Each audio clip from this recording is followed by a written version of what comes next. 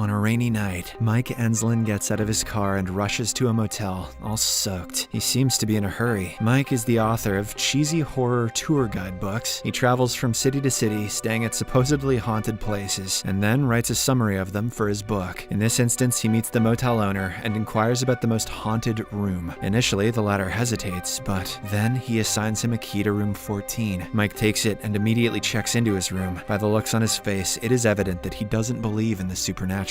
For the first few minutes, Mike uses his equipment to detect anything unusual in the room. However, when he doesn't find anything, he gets bored and falls asleep. The next morning, he wakes up early and leaves. He then goes to a bookstore for his book signing event. A few people are in attendance, and Mike talks about paranormal activities. He presents his view of not believing in ghostly activities and all the stuff being just fantasy. He should probably get someone else to do his marketing. As he signs the books for his readers, a young girl comes to him with a very old book of his. It is revealed that Mike used to write emotional stories before he became a paranormal writer. The girl tells him that she was genuinely touched by the book because it seemed too authentic, especially the part about the relationship between father and daughter. She then asks if that really happened. Mike says no, but his expression suggests otherwise. After the book event, Mike heads back to his home in Los Angeles. He immediately goes to the beach to enjoy surfing. As he is riding the waves, a helicopter passes above him with a banner. Mike tries to read it, but just then he is swept away by a massive wave. Mike chokes on the seawater, but somehow manages to survive. After he gets up, he goes to a post office and picks up his mail. As he goes through it, a postcard catches his eye. It is a certain Dolphin Hotels card, which says, "Don't enter 1408" on the back. Mike is instantly intrigued by this, so he calls the said hotel for information about room 1408. However, the receptionist mentions that the room is unavailable for any dates. He suggests that Mike book other rooms, but our protagonist is not one who gives up easily. Hence, he starts looking up room 1408 of Dolphin Hotel on the internet. Shockingly, Mike learns that some people committed the unthinkable in that room, so it has been closed for years. In the next scene, Mike calls his publisher Sam to ask about the hotel, and the latter mentions that there is a law that allows him to file a lawsuit if they don't give him the room that is vacant. Next, Mike arrives in New York and takes a cab to the Dolphin Hotel. He inspects the place meticulously, but notices nothing creepy about it. After a while, a woman at the reception enters his details. When Mike says that he wants to book room 1408, the woman gets shocked and immediately sends him to the manager Gerald's office. At his office, Gerald asks Mike how long he wants to stay in that room. The latter replies he wants to stay overnight, but Gerald reveals that no one has lasted there for more than an hour. He also brings up the fact that 56 people have died in that room so far. After this, Gerald gives Mike his diary with all the information about the deaths, saying he cannot stay in that room. However, our stubborn protagonist is not willing to give up on the room so easily. He sees it as the perfect opportunity to make good content for his new book. Mike keeps insisting that he won't leave until he gets what he wants, and in the end, Gerald hesitantly hands him the key to room 1408. The two then take an elevator to the 14th floor. Soon, the elevator dings, and they part ways. Mike walks through the hallway, reading the diary given by Gerald. At first, everything seems normal as he sees a maid passing by. However, something seems eerily unsettling. Mike continues to 1408 and unlocks the room. He turns on the lights and shuts the door. He then takes out a tape recorder and starts recording his voice as he walks around the room. Mike describes the place in detail, saying it is much more boring than he had expected. But right then, he is startled by a song that begins playing on the radio. When Mike turns around, he sees two chocolates placed on his pillow, and he eats one of them. He hears some noises and suspects that somebody is in the room.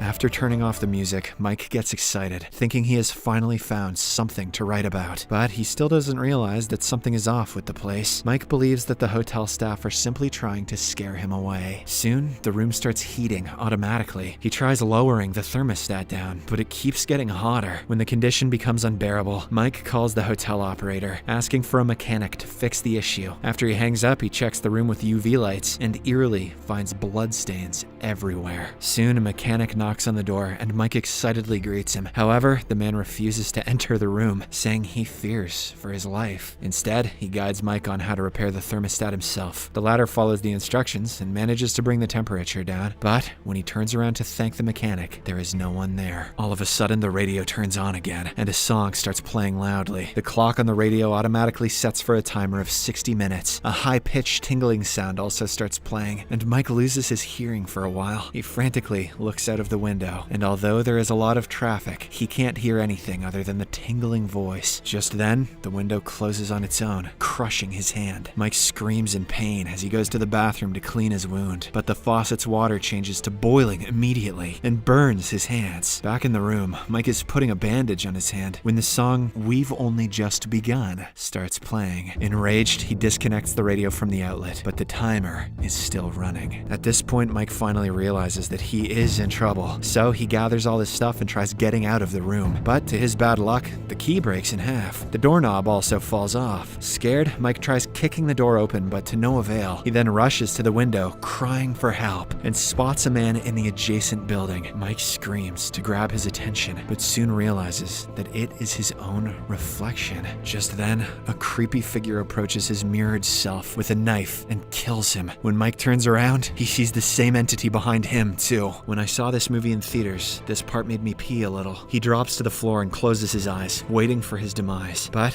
when he regains his senses, the entity is nowhere to be seen. This worries Mike, and now he is convinced that he is hallucinating. As he searches for answers, he suddenly remembers that the hotel manager had given him booze before coming to the room. He suspects that it was drugged, and that's why he's been seeing things. He also thinks that the chocolate he ate earlier was laced with something. Suddenly, the TV in the room starts showing a video of Mike and his family. He is playing with his ex-wife Lily and their daughter Katie. Mike gets emotional as he walks towards the TV. He tries to feel his daughter's face on the screen, but the TV abruptly shuts down. Mike then starts hearing a baby cry next door. He assumes there must be a woman with the baby, and he bangs the wall requesting for help. Unfortunately, this only aggravates the situation as the voice of the baby crying gets louder, deafening Mike. In a state of panic, he throws a chair at the wall, finally making the sound go away. But then, something creepy happens. Mike notices blood dripping from the cracked wall, almost as if he hit an actual person. In the next scene, Mike inspects the floor plan and learns that there are several rooms next to his. What, in a hotel? You're kidding me. Since the door is jammed, he decides to climb out the window and call for help. Mike slowly steps out and walks onto the ledge of the building. However, as he reaches a bit further, he hauntingly learns that the hotel doesn't contain any other rooms except 1408. Oh, you're kidding me. Panicked, he changes direction and starts heading back to his room. But on the way, a ghastly woman appears next to him, causing him to nearly fall. Mike somehow holds on, and he notices the woman committing the unthinkable from the ledge. He then climbs back inside, after which the window shuts closed automatically. When Mike inspects the floor plan again, he learns that it is now changed completely. Only his room is shown, with the rest of the hotel blacked out. To add to the mystery, Mike notices that room 1408 has changed in appearance. The door and windows are now completely blocked by concrete walls. Mike cannot believe that this is happening to him, so he listens to his earlier recording to check his sanity. To his horror, the recording also says that the room is haunted. Confused and not knowing what to do, Mike looks through his bag and finds a laptop. He connects to a wireless network and calls Lily through a video chat. He nervously tells her that he is trapped in a weird place and asks her to call the cops to Dolphin Hotel room 1408. But as he is giving her more information, the sprinklers suddenly activate and spray water all over the room. This unfortunately destroys the laptop, as well as all the other electronics in the room. After Mike turns off the sprinklers, the room starts freezing, and it gets extremely cold there. He tries burning different stuff in the room to keep himself warm. Sometime later, as Mike is on the verge of death, he gets a call on his laptop, which has miraculously repaired itself. Lily is on the other end, and she mentions that the cops are at the hotel room 1408. However, she reveals that the room is empty. Just then, the laptop glitches, and a supernatural Mike begins speaking to his ex-wife through the call. He asks Lily to come to room 1408, presumably to trap her. The real Mike tries his best to stop his ex-wife from coming, but his voice cannot be heard. Suddenly, everything starts to rumble. All items in the room break, the wall cracks, and there's debris all around. It starts raining. Mike hits a painting of a ship, and water begins pouring inside the room. Mike is now drowning, fighting for his life, but after a bit of struggling, he sees a light above him and swims toward it. As he reaches the surface, he shockingly finds himself on the beach from earlier. A helicopter soon passes by, and this time he is able to read the banner. It says, "To get great life insurance, call XXX 1408. When Mike wakes up sometime later, he finds himself in a hospital in LA. His ex-wife Lily is by his side, trying to comfort him. Mike wastes no time and explains about the incidents of Dolphin Hotel 1408. However, Lily says that she hasn't heard of that hotel. Some days later, Mike starts living a normal life with Lily. They have decided to give their relationship one more try. One night, during dinner, Mike seems composed, but he suddenly sees a waitress who looks exactly like the ghost from room 1408. Mike is startled, but when he looks at her again, he realizes realizes he was just hallucinating. To keep himself distracted, Mike starts writing about his experience of room 1408. Soon, he completes his manuscript and decides to print it. Later, he goes to the post office to mail it to his publisher in New York. The man at the counter turns towards him, saying they're closed for today. Mike becomes shocked when he sees his face. He remembers him as the same bellboy at the Dolphin Hotel who offered to take his bags. Suddenly, all the people in the post office start destroying the room, and Mike finds himself in 1408 once again. This is when he realizes that the past week was simply a dream, as he is still trapped. To make matters worse, the room is now in complete ruins. As Mike shouts for help, his daughter arrives in the room. She calls him Daddy and asks for help. Mike knows that he is hallucinating again, but he cannot resist himself from hugging her. Here, it is revealed that Katie died some years ago due to cancer, and this is the reason Mike and Lily drifted apart. Back in the room, he tells Katie that they will live together as a family, and no one will take her away. But right then, the little girl dies in his arms. Mike cries, saying you can't take her twice. All of a sudden, loud music plays on the radio, and Katie's body shatters into concrete debris. Mike goes crazy and starts breaking and throwing stuff. As the music keeps on playing, we notice that the timer on the radio is about to end. In the next scene, the clock hits 0, and he finds himself in the original room 1408. It is fully furnished, and nothing appears to be broken. The clock has also reset to another 1-hour timer, indicating that Mike has been trapped in an endless loop. Suddenly, the telephone rings, and Mike immediately picks it up. He asks, "Why didn't you kill me?" To which the operator replies that he can choose to relive that hour again and again, or